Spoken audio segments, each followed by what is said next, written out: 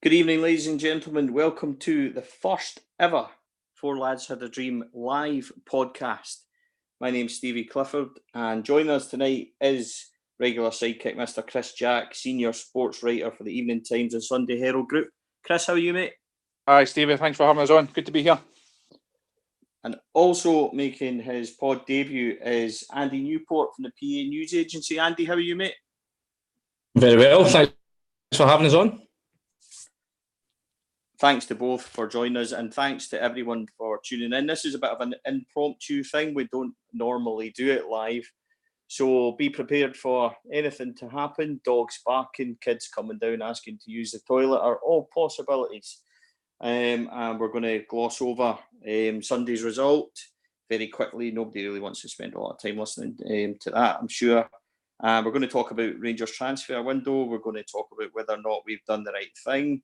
We're going to talk about whether or not Rangers have spent their money wisely, and we'll talk about some of the more wilder transfer rumours that we've had, some of the more wilder transfer stories, and of course Casper Kent will come up in there somewhere. Chris, we'll start with yourself. The window, 12 million spent. What's your immediate thoughts on Rangers and their transfer business? I think any transfer window you go into, if you come out of it stronger, you have to say it's been a success. And I think if you look at the business that Rangers have done, both in and out, you have to say that the squad and the team is in a stronger position than it was at the start of the summer. Obviously, there were certain targets that had to wait a wee bit longer for, or right up until midnight last night to get Ryan Kent in. But I think if you look at the business that Steven Gerrard's done, he's addressed weaknesses in the squad at centre half. He's added strength in the middle of the park. And I think importantly, he's managed to hold on to his two best players in James Tavernier and Alfredo Morelos. Losing either of those two would have been a huge blow for Rangers. So I think holding on to those two and getting in guys that got some good experience, but also guys that have got a bit of value in the transfer market moving forward. I think overall it's been a fairly positive summer for Rangers. And Andy, what about yourself? What's your immediate thoughts now that the transfer window has slammed shut? I agree with Chris in the sense that the squad's definitely stronger. Competition has went up. You've seen that when Gerrard's been able to rotate the squad and bring in some of the sort of might call fringe players. They've been able to come in and you'll hold up their end and get results. But I think the concern will be that if you include Davis and Kent as being guys that were here last season, of the new arrivals, only perhaps Aribo and Ojo have really made an impact in terms of making what you would call themselves become first-team members. A lot of guys that come in here are just, they're an improvement on what was there before in terms of the reserves, but that's what they're there to be. They're there to be reserves. Your Greg Hastie's or your Jake Hastie's, your Greg Stewart's, Edmondson. I don't really see them dislodging guys that were in the team at the end of last season. So that might be the concern that of all the, I think it was 11 signings, 9 new arrivals. Of the 9 new arrivals, only maybe 1 or 2 of them have actually managed to force themselves into a regular sort of starting slot. I think that'll be the concern, that there's been a big turnover again, but how many of them guys are actually coming in to become quality additions to the starting 11? It's a fair point. One of the things that Rangers said at the start of the transfer window, Mark Allen was quoted in saying it's very much going to be quality over quantity. I suppose you could argue the quality comes in the shape of Helander, Davis, Aribo and Ryan Kent. The question marks are going to be on how much of an influence the likes of Brandon Barker, Greg Stewart, Jordan Jones, Jake Hastie, George Edmondson is going to play. These guys perhaps will have more of a say as the season goes on. Chris, just to address it at first, Philippe Helander and George Edmondson, an outlay of approximately kind of 4.2 million. Rangers have upgraded from Joe Worrell and Gareth McCauley. Yeah, sorry, couldn't remember that. In terms of that, there's obviously been an upgrade. Is it possible that Rangers have been surprised by Niko Katic's form? And do you think there's now possibly more of a threat to Connor Goldson's position in terms of Katic is obviously smashing it out of the park at the moment, but Goldson been a bit ropey. He had a poor game on Sunday, cost us the first goal. Is it more of a case now that Rangers could be looking to perhaps it's Katic +1 instead of Goldson +1? What's your thoughts there?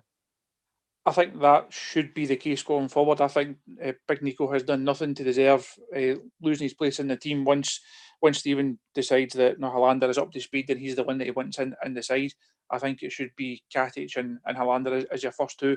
And that's not just a knee-jerk reaction to what happened on Sunday. As you were saying, I don't think Goldson he's not started the season badly. I don't think he's been that great. He's certainly not been as good as Katic. He doesn't offer you the same threat in another box as Katic does, even though he got the goal down at Killian the first day of the season. And I think if you're looking for that balance in the team, you really want a left-footed centre-half. And Stephen said that when Philip Helander came in, he wanted a right-footed one and a left-footed one. So if that's going to be the case and you're spending £3 million on him to bring him from Serie A, you're assuming that at some point Helander has to come into the team and get a chance to really nail down a slot. It then goes down to who partners him, and I think the strongest one at the moment would be Katic playing on his proper side and Helander playing on his. Whether that happens or not, I remain to be convinced. Now, Stephen has a lot of faith in Conor Goldson, a lot of trust in Conor Goldson, and over the piece, he's not somebody that's let him down that often. So I think it'll be really interesting over the next couple of weeks after the international break how the Rangers back four actually settles down and how it shapes up. Andy, George Edmondson came in pre-season and he looked fairly impressive. He had a decent ton of pace and he looked commanding, good in the tackle, good in the air. He's went back down to fourth choice, which wasn't overly surprising. But there's been a shout from a few to say that his pace is maybe something that could be used in centre defence. Do you see him coming in at all? Do you see him displacing Katic or Goldson or Helander, or is it going to be simply a case of the more the season goes on, the more games there is, these boys will get their chance? Or do you think that Gerrard maybe learned from last season, chopping and changing his centre backs, and it's going to be a bit of a wait for him? No, I think, to be honest, Gerrard will be reserved in terms of Edmondson. I don't see him particularly playing a lot. I think this is maybe more a season where it's just about him finding his feet at a big club, the expectations of it, the pressure of that. But I don't particularly see him playing, 20 or 30 games this season. I think with Katic, you saw on Thursday night the potential of the boy. He was absolutely sensational Thursday night. The bit in injury time after Morelos scores and he heads 3 headers out the box that just absolutely kill off Legia's threat. But then you move 4 days on to Sunday, and as much as Chris is quite correct with the goal stems from Goldson giving the ball away, Katic makes a positional mistake in the sense that he steps up, and I think that just shows you the risk of what happens when you play with young centre halves, that they're going to make mistakes. Gerrard already this season has not been shy at pointing the finger of blame at Katic when he makes mistakes. He did it against it was a Hibs game when Scott Allen played the ball in behind Katic after Ian Flanagan had sort of stepped out. So I think what you'll find with Katic is that he comes in and out of the team, not perhaps as much to the extent as he was last year when he just got bombed out after the Worrell appeared in the Villarreal, but I think you'll find he'll be dipped in and out, and I think it'll be Helander who'll be dipped in and out. I think Chris is quite right when he said about Goldson.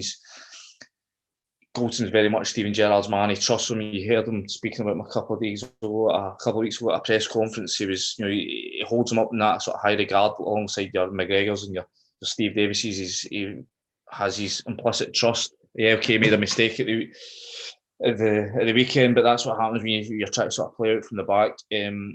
I would see Edmondson more coming in cup games, lower league opposition, the odd game at Ibrox, perhaps the odd game away if it's not particularly troublesome opposition. But I wouldn't expect him to be a regular. I think it'll be more Katic, Goldson and Helander sort of rotating the 3 with Edmondson getting the odd wee bit of action here and there. One of the major talking points of this summer has been left back situation. Scott Robertson asked us tonight. He says a much discussed left back situation. He feels it's still handicapping us. Doesn't think Barisic has got the heart for it. Flanagan describes as a stopgap, which I think that's quite kind of harsh on Flanagan. Andy Halliday's obviously fits in as kind of utility man in the squad. Is it fair to say that Rangers haven't addressed this problem at left back, or is it harsh to say there is a problem, considering how Flanagan played at the weekend? And Matt, I thought he'd done a terrific job on James Forrest. Could it be more advantageous to Flanagan with having Kent in front of him now? Because on Sunday he had absolutely nobody in front of him. If he's got a proper left-sided winger, perhaps he's going to come on. Or is it time just to say, look, Barisic is a Croatian international. Yes, he's looked at times. It maybe looks like the jersey's too big for him. Chris, what's your thoughts on left back? What would you do? To be honest with you, I'm not quite sure what I would do. That's why Stephen Gerrard's on far more money than me to make these decisions right enough. I think, see if you could combine aspects of all three, you would have a cracking left back on your hands. But all three options that you've got there, Barisic, Halliday and Andy Halliday and John Flanagan, now there's obviously faults there with all of them. There is no perfect scenario there. I think Flanagan will play more often than not. Andy Halliday's also the working backup one. I think he'll find his game time limited, perhaps even more so than last year. And it's in between Flanagan and Barisic. But I don't think there's a real first choice there. I was surprised that Rangers didn't try and move Barisic on. I don't think he had that great a first season. But it's also one that you wouldn't lose any money on. You look at somebody like Gressler coming in, you think you'll probably never get your money back on him. But as you say, Stevie, Barisic, Croatian internationalist, he's got a good pedigree. He's clearly got something about him. He maybe just isn't the left back that Rangers are looking for. I think they wouldn't have lost any money on him. They'd be able to get what they paid for him to Aussie Jake back and then go and try and reinvest. But Stephen seems to be fairly content with the options that he's got. He seems happy to rotate the guys that he's got. So not completely surprised that they didn't, but I think a lot of the fans would have been looking at that left back position and thinking, if we can go and get another one in, go and get a higher quality one in that provides you better defensively than Barisic, but more offensively than Flanagan, that's then the missing part of the team. So interesting to see how that unfolds over the next couple of weeks and who really starts to kind of nail down that left back spot. Because I don't think there's MD so far has made a play for it, and you can say yes, they'll start more often than not. Andy, to put you on the spot, have Rangers made a mistake not addressing the left back situation?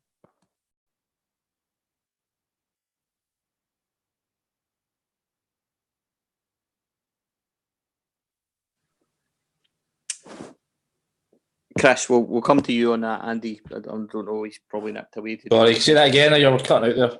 Sorry, bud. I thought you were away dealing with an emergency situation with the kids there. I'm going to put you on the spot a wee bit. What's happening? Should Rangers have addressed this left back situation, and have they made a mistake not doing so?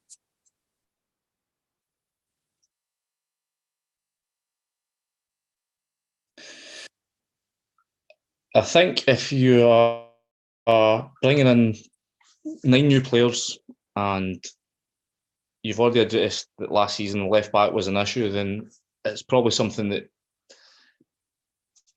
should have been dealt with. But the fact when you look at, you've already got 3 bodies that can play in there, I think it comes down to you need to get guys out the door first. And I think Gerrard he probably looked at Barisic over the summer, playing for Croatia against Wales, against Gareth Bale and that, and really had quite a good game. And that must make you think, well, there must be something in this guy that, you can get a tune out of him. I mean, everyone remembers the game for Osijek when he was, a real thorn in Rangers' side for those 2 qualifiers. And you think, well, there's got to be something there, but for whatever reason, he's just not taken to the Scottish game. He's not been able to, get himself forward and it's the confidence, I think, is the big issue. I mean, he gets himself in these areas, and perhaps in the games when he was with Osijek or the first couple of weeks when he was at Rangers, he would just take a touch and deliver a ball, but he's not doing that. He seems to be cutting back an awful lot, and I don't think he's taken to the physical side of the league either. So I think Gerrard had hoped all summer that this might be, if he can get a wee bit of confidence in him over pre-season, you might see him coming in and show what he's really worth. But all that sort of just seemed to evaporate that game at Rugby Park when he had a really sort of poor game. And, since then it's been, right, okay, if we can get Flanagan back in, then that's a stopgap, or it's, it holds up that end of the park. But as you see at the weekend, as good as he is, at nullifying like the threats of like James Forrest producing, when he gets forward into his forward positions, that the inability to use his left foot is a real sort of negative in his armoury. And unless you can find a way to get guys round about him quicker, that he can link up with them, then oftentimes you just see him sort of turning over the ball, and that's been I think that'll be a constant theme unless you can find a way either getting Barisic confident back in the team or a tactical system that allows you to make the most of Flanagan. Perhaps maybe Kent as the option for that. Something else that's happened from last season, and it's been a kind of bone of contention for the support, is that Rangers have went from having Middleton, Kent, Candace and Gersnet, and we've now got a situation where obviously Ojo's come in. Middleton's went out on loan. Gersnet's completely out of the picture. No future at the club. Kent's only just arrived back. People have kind of said that the arrival of Jones, the arrival of Stewart, if you take him to be a kind of wider, more central kind of Arfield type, and one of those three up front. Jake Hastie has obviously come in and immediately went back out the door as well. People's argument now that we're actually weaker going forward.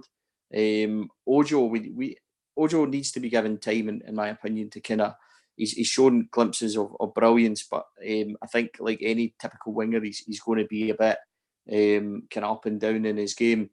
Andy, do you think that Rangers, that there is a concern that we're maybe not as strong going forward in the wider positions? And do you think that something that Jack Witts has kind of asked us on Twitter as well, do you think that Candace leaving is hampered James Tavernier at right back? No, I mean, when it comes to Candace, I mean, as much as his work rate was terrific, I mean, you just have to look at various points throughout the season last year where his lack of quality really let down. I mean, remember with the European games, I can't remember, it might have been Moscow at home, it might have been where he gets down the right and he throws this aimless ball across the box where there's a simple sort of cut back for, I think it must have been Morelos to score. And how vital could that have been if he pulled that one off? So I think they were right to try and improve on that. I mean, I don't think Rangers are worse off than they were last season. I just don't know how much further forward they are. I mean, that'll be the concern across all the positions. I don't think the squad in general went backwards. Have you improved greatly on what was there last year?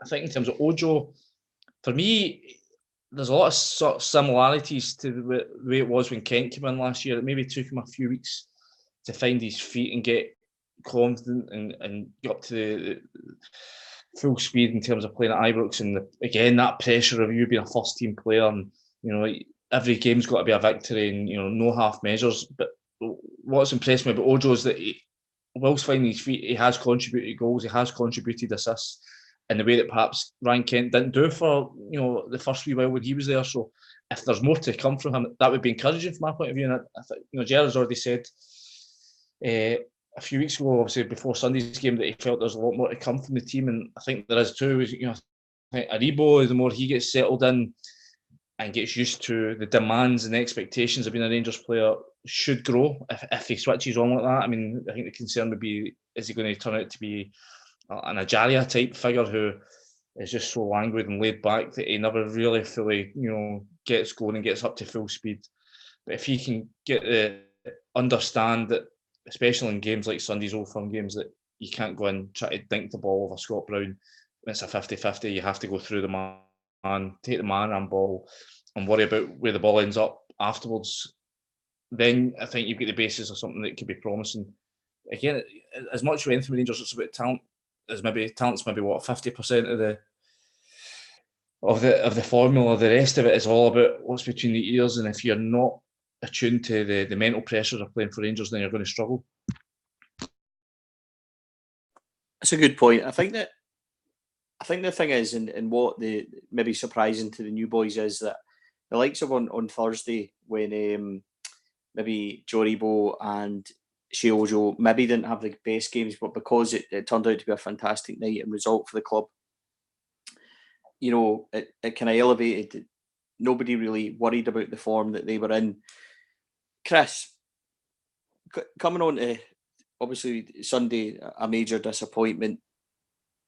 The three that Stephen went in the midfield with, Kamara, Davis and Jack, were the three that performed really well on the 2-0 victory just a couple of months back. On Sunday, we simply didn't perform. I spoke yesterday with Michael Beale very shortly, and he said that it was more down to the players just not performing than it was to any tactical changes. To me, the difference between that was that back in the 2-0 game, the likes of Ryan Kent was an out ball for Rangers, and that when Connor Golson had the ball, he had nobody to hit, and we quite often it was going back and forward along the defence. And Celtic, for the first time, were happy for Rangers to have possession. Do you think that the way we set up on Sunday was a mistake? And also, with regards to talking about Joey Rebo and him coming in, he's done so well in the middle three. Is it more of a case of it either needs to be him in there, or Scott Arfield in there, or even Greg Docherty in the three, because the three on Sunday were too similar and perhaps didn't work?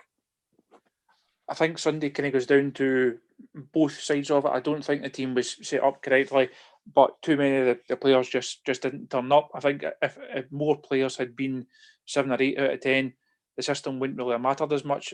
Now, but when the team came out, a lot of the press boys in the press room at Ireland basically said, why is not playing any wingers? No, you have to try and get at the two Celtic fullbacks. And I think the way that Stephen set it up, I could see what he was trying to do. It didn't work, and by the time he then got to half time, and also tried to change it and bring Ojo in, the momentum was really with Celtic at that stage. And even though the team then looked more like I thought it would have done in pre-match, it's then hard to get yourself into the game. I think the starting Defoe over Morelos was a mistake as well. As you say, there's no out ball there. Now Rangers were happy to, as you Celtic, happy for Rangers to have the ball at the back. They got so far with it.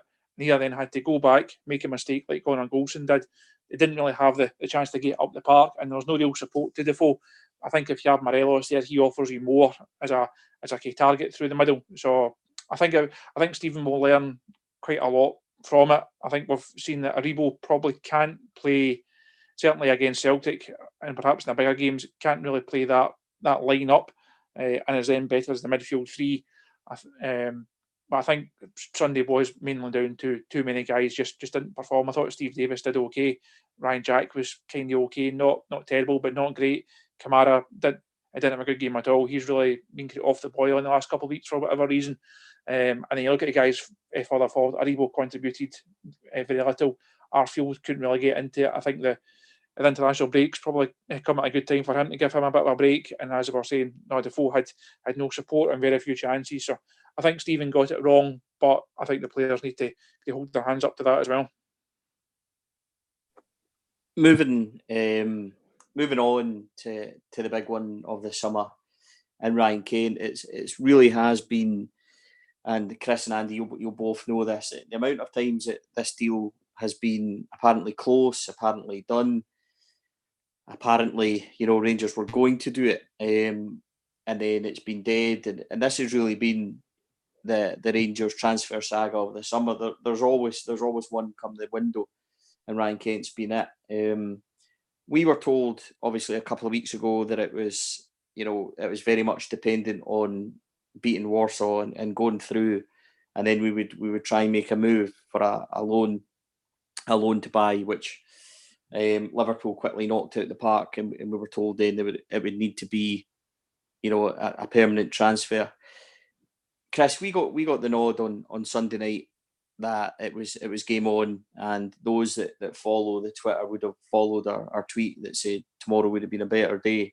There was two reasons I did that, because at a time where we'd been in this position with Ryan Kent so many times that I didn't want to put anything out and risk it not being true, because Kent he's pretty much the one that not only all the support did, but Gerrard wanted as well, and he's pretty much I think the club look at him as being the game changer, certainly for paying that amount of money. Were you surprised, Chris, that Rangers paid $7 million for Ryan Kent? A lot of people asking today. I mean, there's a question there: $7 million on Ryan Kent. Could it or should it have been spent elsewhere on the team, or is he the one that we really, really needed? I think $7 million for Ryan Kent is quite a lot, but only because $7 million for Rangers right now is a lot of money. It's the second biggest transfer that they've paid. As I said on Twitter yesterday, I think it's a real statement of intent for Rangers. Kent has been the one that Steven Gerrard has wanted throughout the whole summer since the end of last season. And even when over in progress he knocked it back before the Michelin game, he knocked it back. Since then, it's been knocked back, it's been played down. I've always had the feeling that Rangers would go back in, they would make one last attempt, and they would eventually get the deal done for Ryan Kent. So I'm not surprised that he's here. Perhaps a wee bit surprised at how much they've paid. I thought they might be able to get him for 5 or so, maybe. But Liverpool have certainly stuck to their guns. I think from their point of view, they've got a really good deal. If you look at £6.5–7 million fee, add-ons, and the 20% sell-on fee as well, I think Liverpool have done as well as they were ever going to do out of it. But I think from Rangers' point of view, it's a big psychological boost. As much as Kent comes in and he makes the team better, he also makes the squad a lot better. I think now you saw the reaction from the Rangers fans last night. Sunday was quickly forgotten about. Everybody's just delighted that Ryan Kent's back. And while there's a lot of pressure on him in terms of the transfer fee and the expectation, and people now expect him to be the guy to try and win Rangers the league, I think he's the type of character that will thrive under that. He's had one season here. He knows all about the club. He knows the team. Obviously knows and enjoys working under Steven Gerrard. And if he can repay the faith that the manager and the club have shown in him, it should have been a really, really good season. Before we discuss, obviously, the kind of the more in-depth stuff about Ryan Kent's transfer and how it kind of came down yesterday, Andy, a couple of guys are asking online. Nathan asks and Stuart Brown asks, what would your kind of front three be now? And would you keep Arfield in there, or would you be tempted to go back to two wide men? If we're taking it as looking as Ryan Kent, £7 million going to be in there, and I think that he is a level above anything that we've had. I know that he kind of his stats weren't the best, but I think if you look at last season, the stats don't tell you everything. Even if you look at the 2-1 defeat at Celtic Park, where Tav's mistake kind of caught us, the amount of trouble he caused that Celtic defence was unbelievable, and he has something that maybe Ojo and Jones don't have. Ojo and Jones are more kind of pacey and direct. He's got actual skill, stepovers and things to go by men. He's a wee bit more intricate. Do you think... remember back up to the game at Pittodrie as well, the one where Morelos scores that slewed goal that he did? I mean, he was fantastic that night again. That was, again, sort of shows you how sometimes stats don't tell you the whole story, because he was perhaps playing the ball before the assist and things like that. I mean, to answer the question you were saying earlier on, I mean, I don't think it's as straightforward as saying who's your first choice front three, because Gerrard will tell you it's horses for courses, basically. So in certain games, it's going to require Arfield to come in and give you that work rate, but in other games it will be right. We can put two wingers out wide and just go at them. But what I think is with Arfield, Ojo, and Kent, you've now got options. I mean, I think that's what gives you, if you're a Rangers fan, gives you encouragement, is that there's perhaps last season where it was a bit either it was you had Kendeas on one side, Kent on the other side. If that wasn't working, then you were on to plums. Whereas I think that this time there's certainly different ways that you can line up and try and go at teams differently in a different way. So going back now to the kind of Ryan Kent deal, and obviously ourselves, Chris, I obviously kind of speak to you quite a lot about transfers and things like that. I don't think anybody will be more delighted that the transfer window is closed than us, probably, the amount of times that we chase stories and things like that. But we obviously got word on Sunday night, £7 million, and Rangers very quickly knocked it on the head and said, nope, absolutely not happening. The story comes about then that he's going to Bruges, which was something that we had actually spoken about just after the Celtic game. I got wind of that, and we'd kind of spoken about that a wee bit. as the day goes on, I think Jim White announces it kind of after one of the press boys down in Liverpool, and then £7 million, you realise that the information we had was game on. And then it comes to roughly kind of 7 o'clock, and we get word that the deal's done, medical's passed. The medical was actually down in Manchester, which is why there was such a gap in between that and the announcement. In between that, we were kind of in limbo a wee bit. Rangers do what they normally done, and we've been here before, because I remember when Jake Hastie, the deal was done for him, that was on the Monday afternoon. Rangers said it was imminent, and they announced it on the Thursday.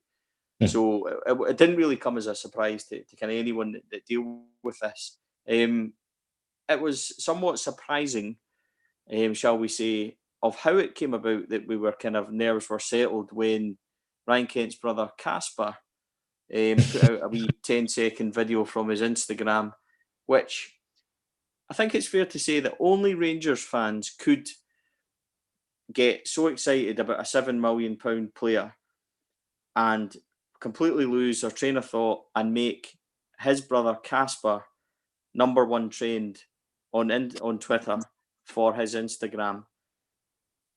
What did you make of that whole scenario? Well, I'm due to go to Japan a week on a Thursday to go for the Rugby World Cup. So I'm out there for 6 weeks. So I'm hoping to catch up with the bold Casper. See if he can show me some of the sights of Japan, because his Instagram's eye-opening, let me put it that way. But it's just, it was hilarious last night. Really, Twitter at its absolute finest. Some of the tweets flying about just had you in absolute stitches. I was sitting in bed next to my good lady, and she was passed out. I was trying not to snigger away at someone because they were absolutely fantastic. Really, really funny stuff. Chris, Casper Kent, is that the story of the transfer window? For those of us that were waiting on Rangers TV putting out a Ryan Kent interview to try and get it on the front or back pages last night, Casper Kent was a welcome distraction, because it took our mind off a deadline that was very close ticking to printing time. Why Ryan Kent's deal got announced at midnight, who knows? It also took a bit longer than expected, but I say the whole Casper situation, shall we say, has certainly passed the last hour or so. And only a Rangers transfer window could end in such incredible scenes. Looking back at the transfer window as a whole, as I said, there's been so many kind of transfer stories. There's been some really exciting stories. We broke one right at the very start regarding kind of Rangers' chase for kind of Andre Gray and Danny Welbeck and things like that. That all very much hinged on the Alfredo Morelos situation. Would you have swapped Morelos for any of these guys? And looking back on these stories, how true were they, and how close to being correct were they at the time? I think a lot of the names that you hear and a lot of names that come up, or most of them, were ones that you can honestly see the thinking behind. You can say, well, he's going to fit in the team there. That could be a realistic one in terms of a fee or wages. Other ones were never going to happen, and there was a few kind of obscure ones over the piece as well.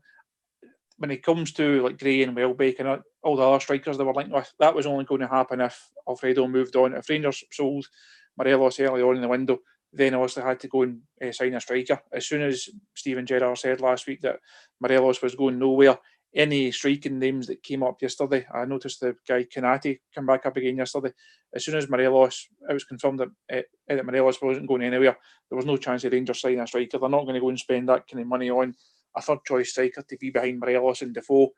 I think the two that they've got, you've also got Craig Stewart and other guys that can come in and play a bit of backup. I think the two that they've got are very good options. And I think Stephen, as I said right at the start, I think Stephen will be delighted the fact he's managed to hold on to Morelos and hold on to Tavernier, because losing either of those two would have really weakened the Rangers, and I'm not convinced they could have replaced them adequately.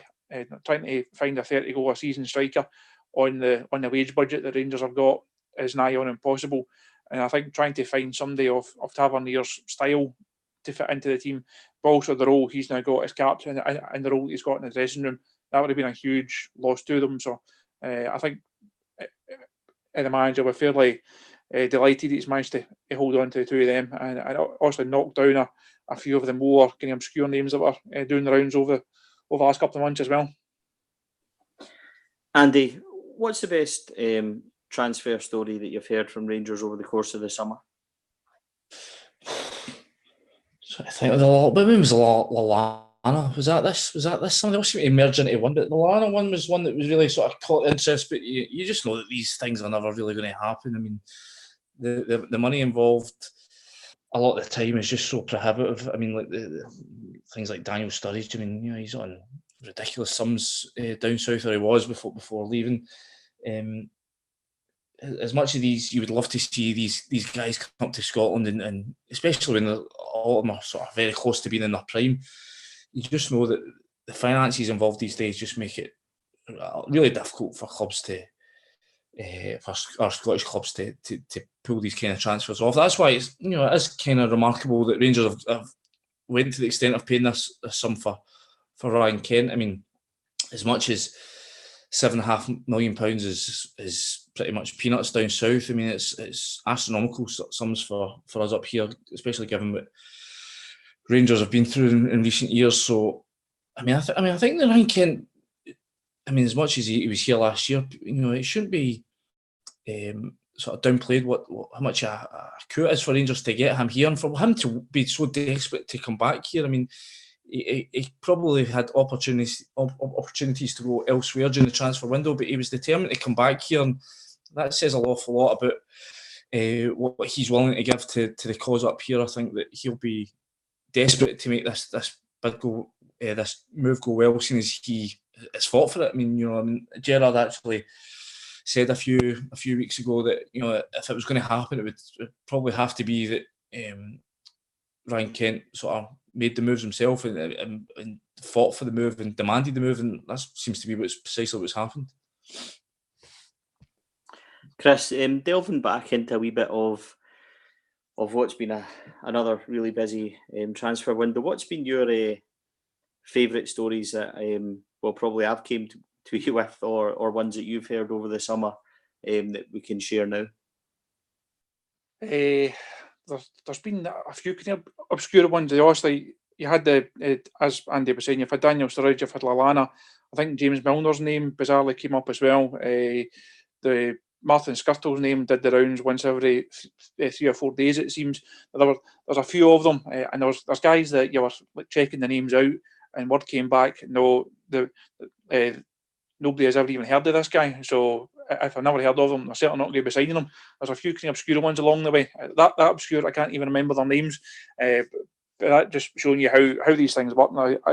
As the summer unfolds, you're always going to get more rumours, and names always can pop up, and you get more kind of strange and wonderful and weird ones. But the whole transfer window seems to have gone on even longer than usual, because Rangers started doing their business really early in terms of also getting some of the pre-contract guys in, and Alexa Davis going back in well before pre-season. It's taken a long time to finally get to where we are, and Rangers have done their business. The window's shut, so I think your phone will certainly be a lot quieter, and mine will certainly be a lot quieter. I think there are a few people at Rangers that are pleased that there's not going to be a handful of names getting fired at them every single day now as well.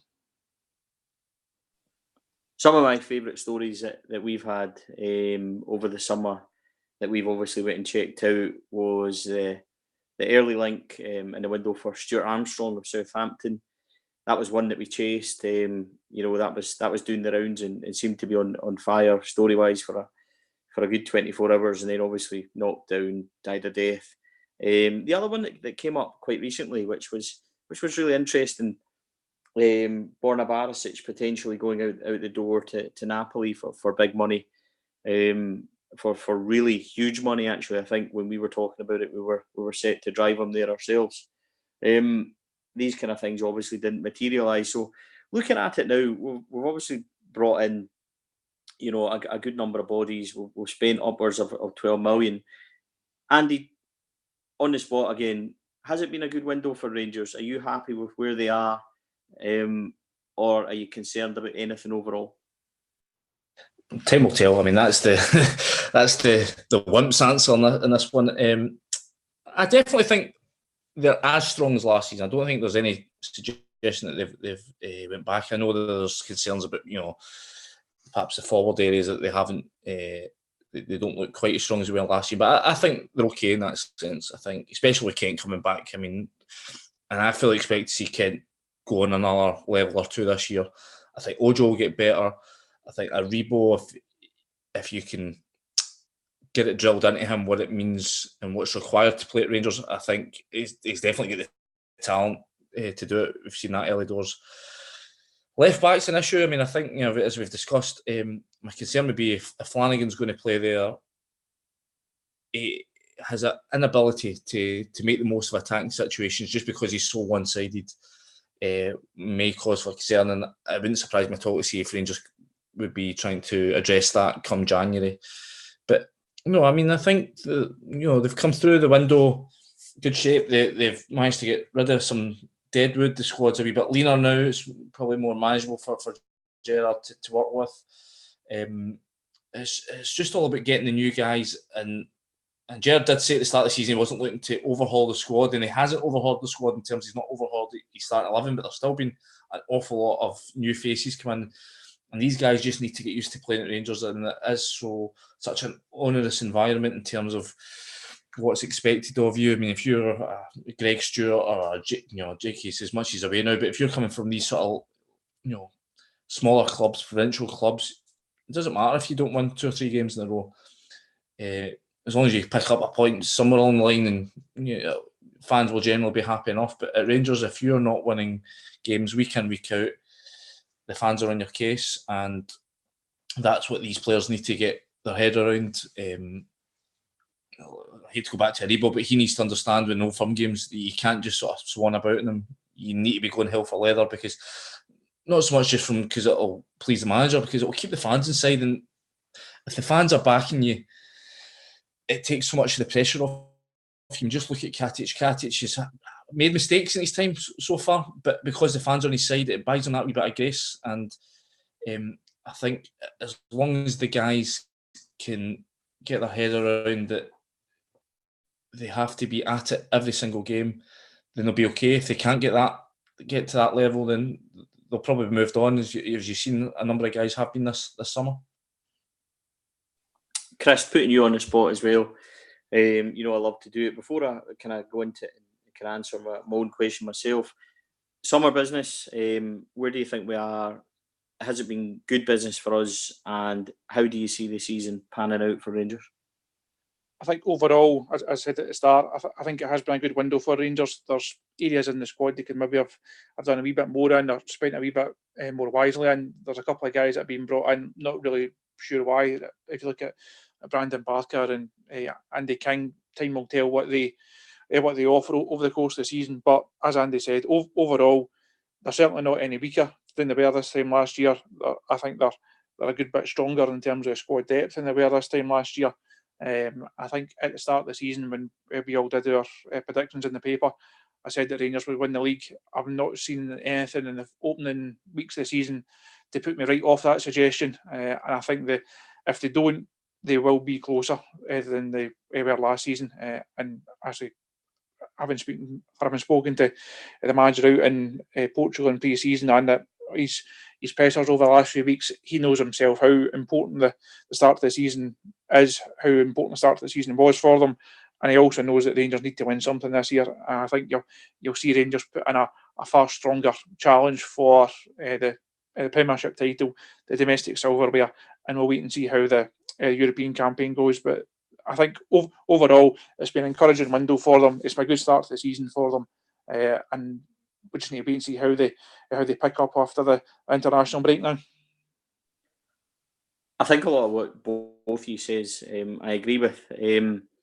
What I would say, to answer my own question of whether or not we've done enough, from my point of view, I'd always said that we were short of something up front, and I would have said that if we hadn't addressed that, then we would have had problems. I obviously concerned about left back, but I think that tinkering slightly with the 11 and putting somebody properly in front of Flanagan, if it's going to be him, will be enough.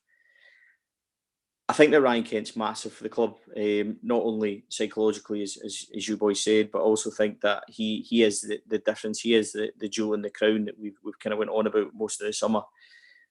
For me, he's the one that can do something different. He's the one that can do something special. And if we're playing him on the left, then you've either got Arfield or you've got Ojo or you've got Doherty playing and making those runs. I think that somebody with Kent's intelligence can find him. Obviously, there's going to be a lot of pressure on him, but I think Rangers are in good shape. They're certainly stronger at centre-back. They've held on to Tav. They've held on to Alfredo. I'd like to see Alfredo get the nod, in the league games and in the big matches. And if we're going to rotate, I would rather see Defoe start in Europe now that we're actually in the group stages. That's my own preference, but I think that now's the time that when we get back from the break, I think it's time to kind of put the foot down for Rangers and we've got a favourable, well, I say favourable, we've said this before and it doesn't quite work out, but we've got a run of fixtures that we can certainly go and, stamp our authority on. Just to kind of wrap it up, guys, before we go, on reflection of how the season starts, do you think Steven Gerrard will be happy overall with the window and to the start of the season? Andy, we'll come to you on that one. Say again, do you think he'll be happy with the window and the start of the season? Yeah. I mean, it's Sunday's result is obviously a major disappointment. Before that, it'd been all going swimmingly. There had been signs of concern, I think, in the sense that they have struggled to break down Kilmarnock, St Mirren. I think that perhaps feeds into a wee bit of the Sundays. I think Celtic have realised if they're not breaking down the likes of these teams, then we don't really do anything different other than just sit in and then it stands to reason we can just hit them in the counter because we're a better counter-attacking team than the teams that they're struggling against. So that's something that has to still be addressed, and it's a sort of hangover from last season. You're still not getting that wee X factor that's going to cut teams open. I think that's why Aribo was signed. I think that's what Stewart was signed as well. I think that's what they were hoping for with him. I wouldn't mind to see him just given a wee role, somehow they could find a way of getting him into the team, perhaps through the middle, the way he was at his best when he was at Kilmarnock. And that's effectively one of his move back to Rangers. So I find it strange that he's still been sort of shunted out to this sort of wider position where he struggled when he was at Aberdeen twice. But generally speaking, I think, it's been decent. Again, run to the Europa League group stages. I just don't think that should be underestimated. How difficult a feat that is, and to do it 2 years in a row is really impressive. But in the day, this season for Rangers is all about, if not winning, if not stopping Celtic, then certainly getting as close to them as possible. And Sunday was a concern. They'll need to, when they go to Parkhead come Christmas time, they'll need to be a lot more at it by the time they get to there and possibly come up with a way that they can take points from that game. So he'll be satisfied, but I don't think he'll be Steven Gerrard. I don't think he'll be delighted. I think he'll realise that there's more that can come from this team, and he'll be striving to make sure that does happen. And what about you, Chris? What's your overall thoughts on the season starts and what you think Gerrard will be thinking at this point? I think he'll be fairly content. He doesn't seem the type of guy that even if they had won on Sunday, he's not the type of manager to get ahead of himself, to get carried away. If they'd won on Sunday, that would have been the perfect start to the season for Rangers in terms of domestically and obviously, as Andy was saying, the European run, which was terrific again. I think he'll be fairly content with the business that they've done. He'll be pleased with how the team have performed. Certainly be pleased with the results, Sunday aside. But the big thing for them last season was consistency, and that's something that they really need to show over the next few weeks now, between really now and the next international break, and then between that break and the Celtic game at Christmas time. Rangers really need to go and show that they've got that kind of mark of champions, if you like. Now you look at the games coming up, Livingston, St Johnstone, Livingston again in the League Cup, Aberdeen at Ibrox, which was a tricky one for them last year, Hamilton at Ibrox. That takes up to the middle of October. You've got a couple of European game fixtures in there as well. So it's a big period coming up for Rangers. There's a lot of big games, a lot of big performances needed. And if they can go and put together another run and show that they've got that mentality that they can, as Andy was saying, string off win after win after win. If the new boys can show that, if the older experienced guys like McGregor and Davis can get that mentality in the squad, I think they'll be in a good position in 6, 7, 8 weeks' time. But it's all about taking things in small chunks for Rangers. Now, they can't get too far ahead of themselves, despite what has been a fairly encouraging start to the season. There's still a lot to be done. I think Rangers fans should be fairly encouraged. I think Stephen will be fairly encouraged. But also, it's another big few weeks coming up for everybody at Ibrox. I'd like to thank both Andy Newport of the PA News Agency and Chris Jack, senior sports writer for the Evening Times and the Sunday Herald Group, for coming on podcast tonight. It was a bit impromptu. Normally we have a former player things on, but we thought we would do a wee transfer window podcast to kind of discuss what we've done in the business that Rangers have done. So thanks to both the lads for coming on. Thanks as ever to our sponsor G4 Claims, who continue to help us produce the podcast, and to the main men at Gersnet, Stuart Franklin and Graham, the editor, who without these guys we wouldn't be here, wouldn't be doing it.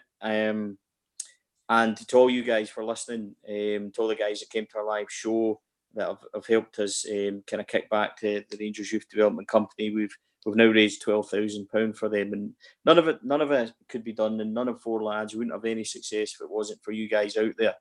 Sunday was difficult for the Rangers support. It was a horrible result. It was a bad performance. But at the end of the day, it's one game. We're 4 games in. We've made tremendous strides already this season, and we've already qualified for another campaign. We've made good inroads in the summer, and we've made big signings. So all I would say to the support out there is, yes, Sunday was tough. Sunday was difficult, but all is not lost. It's a marathon. It's not a sprint.